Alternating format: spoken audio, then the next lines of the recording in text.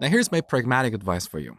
Don't worry about memorizing these normalization rules like what is the first rule or the second rule and how they're different unless you're preparing for your college exam and you have to answer stupid questions like these. These questions have no applications in the real world. When working on real projects with other people, just focus on removing redundancy, not applying normalization rules one by one to each table and each column. Nobody is going to debate with you whether a given table is in the second or the third normal form. So whenever you see duplicated values and these values are not foreign keys like 1, 2, 3, 4, that means your design is not normalized. What normalization form it violates doesn't really matter. Nobody cares about this stuff. Just think about how you can eliminate the duplication. Here's an example.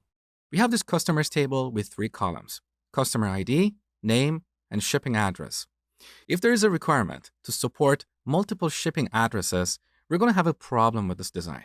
For a given customer, we have to repeat their name to add multiple shipping addresses. Now, this is a simplified table, but what if we had 2 other columns here like email and birthday?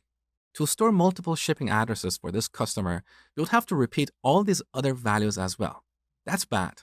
How can we solve this? Well, first we need to think about the logical entities and their relationships here.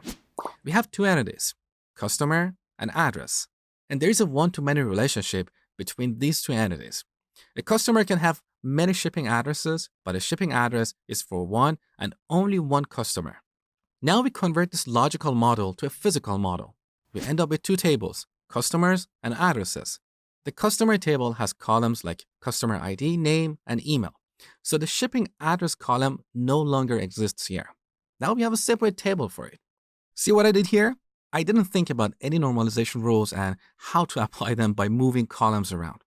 I only thought about the logical entities and their relationship. So if you follow the same process, you really don't need to worry about normalization rules.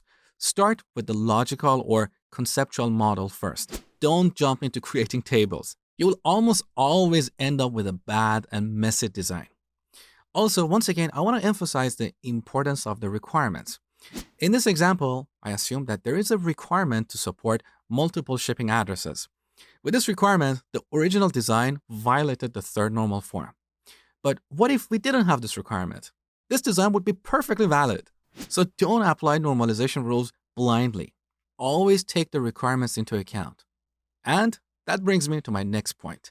Don't model the universe. We'll talk about that next.